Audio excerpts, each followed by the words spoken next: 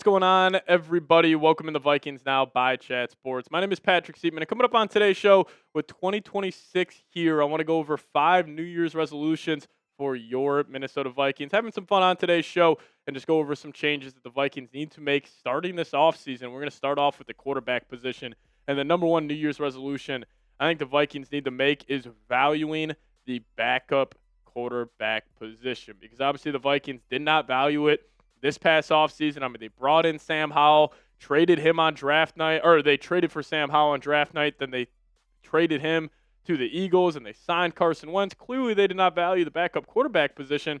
And I think the biggest reason why the Vikings will miss the playoffs is because of the decision to not value the backup quarterback position this offseason. Now, if the Vikings were, let's just say, for example, 3-4 games out of the playoffs, I think this would be a ludicrous thing to say, but since they're pretty much going to miss the playoffs by a half a game, I think this is the biggest reason why we're in the spot we are right now. Because if you would have brought in Joe Flacco, if you would have brought in Mac Jones, we would have been seeing playoff football here in Minnesota. And this game, this upcoming week, this should be for the 7th seed in the NFC.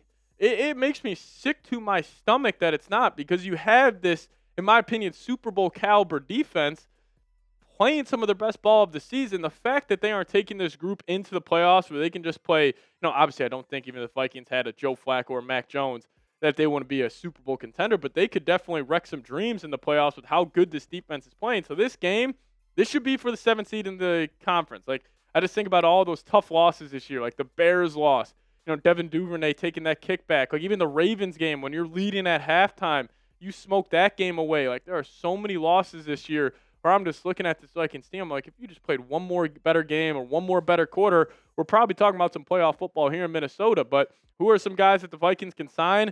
Here are the top 5, in my opinion. I think the number one backup quarterback out there will be Marcus Mariota. In terms of veteran backup, you also got a guy like Aaron Rodgers, which I'll tell you this. If the Steelers lose to the Ravens this upcoming Sunday night, Aaron Rodgers, I don't know if he's going to want to go out like that. I could see him being possibly QB1 in Minnesota next season. We'll talk about that a whole lot this offseason. We also got a guy like Joe Flacco.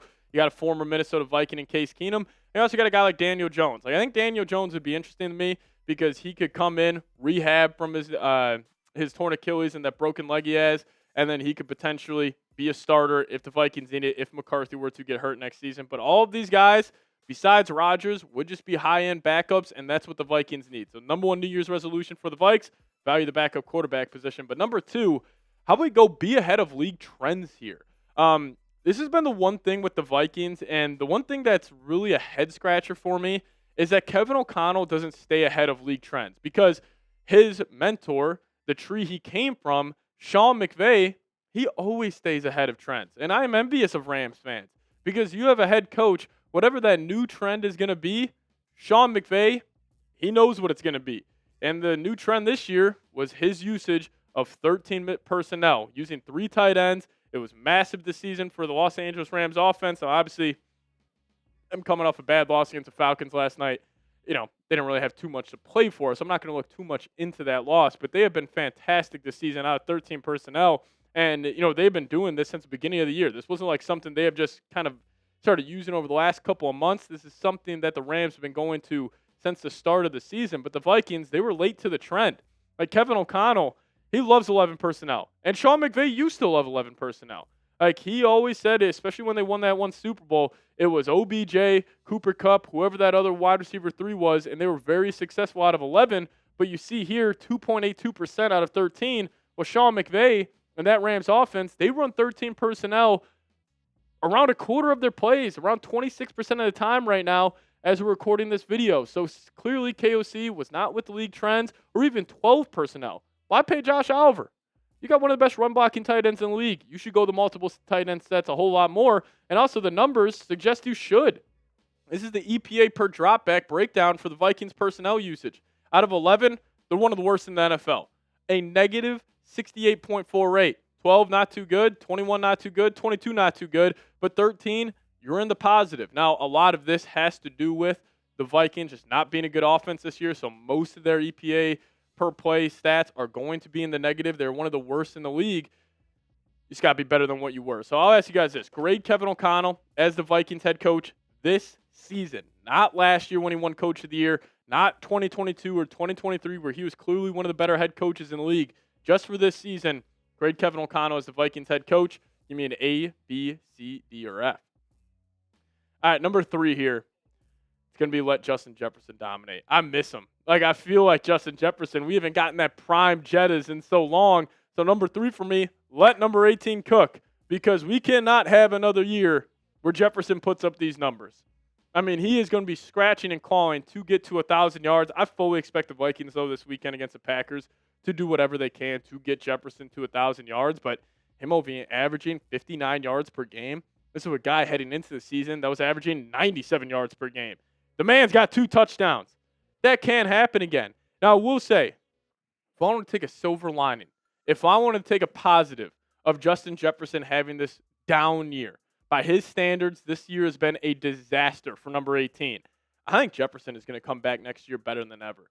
I think the version we will get in 2026 of Justin Jefferson, it will be better than 2022. It will be better than 2024. I think this man is going to be a one-man wrecking crew at the wide receiver position because he hears all the noise. When you ask the common NFL fan right now, go ask your buddies who aren't Vikings fans, who's the best wide receiver in the league? Give me your top 3 wide receivers in the league.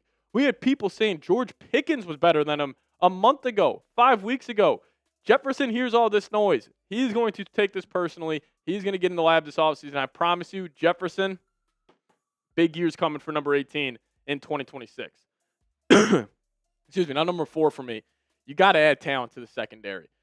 There was no doubt about it that this secondary has, definitely struggled this season, and I think your 2 starting cornerbacks are the most to blame for this. Like Byron Murphy, he's been a lot better as of late. Finally getting some takeaways, finally intercepting the football. Like Isaiah Rodgers, if you take out that one Bengals game, he hasn't really lived up to the contract the Vikings have given him, this offseason. Even though it was a cheap, team-friendly deal, you're still looking at that deal and saying maybe there could have been another guy out there that could have had a better play this season with a better contract. So Byron Murphy, he just signed a big deal this past offseason. He's got to get back to who he was. We're in 2024, 7 interceptions, making plays, being that ball hawk corner, getting sticky in coverage. The Vikings need to add talent. And also, Harrison Smith's probably done, which it makes me sad. A little side note here. This guy is one of my favorite Vikings players of all time. He is just everything you would want out of a player you drafted. He's been with this organization for almost a decade and a half.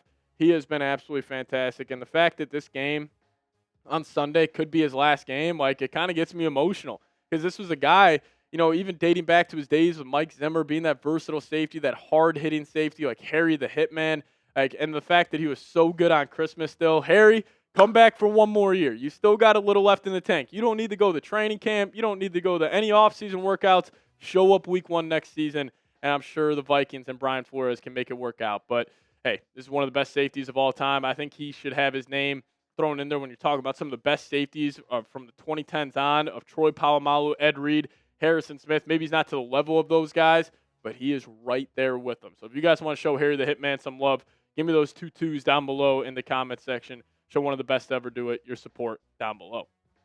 I'll get to my last New Year's resolution for the Vikings here in a second. But if you guys want to get a new Minnesota Vikings hoodie, just head over to chatsports.com/Vikings hoodie. Some of these are up to 50% off right now. So click that link in the comment section and description of today's show. Just click it. Check them out. They got some great deals out there. I love this design and this one as well. So if you guys could, chatsports.com/Vikings hoodie. We'll have that link for you guys in the comment section and description of today's show. All right, the last New Year's resolution for the Vikings, and it's a little anticlimactic because we have been saying this since Kevin O'Connell has taken over as the head coach of this football team. Be a more physical football team. Because this team, I thought with J.J. McCarthy being the starting quarterback, they were going to be more run first. Because you're defensively, the Vikings, they've always been a physical football team with Brian Flores. They fly around the field, they hit hard, they are great up front, they're very versatile. They are a physical defense, but the Vikings offense has not felt physical once under Kevin O'Connell. I've never went into a road game saying oh, the Vikings are going to be able to run all over them. Oh, the Vikings are going to be able to control the line of scrimmage. We have never felt that once. So I'm hoping next year with KOC showing some self-awareness, showing his ability to adjust his scheme, adjust, his bread and butter offensively, because I'm not saying Kevin O'Connell, he should completely change what he loves to do, which is being a drop back passing team, but just lean more in the run. How could you lean more into the run? How do you draft one of the best running back prospects we have seen over the last decade? And that being Jeremiah Love. This guy's a stud. And with the Vikings probably going to pick around 17, 18 here in the draft, why not take a flyer on a running back? Like, why not? Like, I would do it. I would take a chance on Jeremiah Love, because also this draft pick, this will put pressure on Kevin O'Connell to run the football more. Because you're not going to take a guy like Jeremiah Love in the first round and not give him the football. So, be a more physical football team. Those are my 5 New Year's resolutions for the Minnesota Vikings. But you guys let me know. Your turn here. What is one change the Vikings need to make? Let me know your thoughts down below in the comment section. Appreciate all of you guys watching. Be safe out there. And Happy New Year's to all you Vikings fans. We'll get on out of here. As always, Skol Vikes.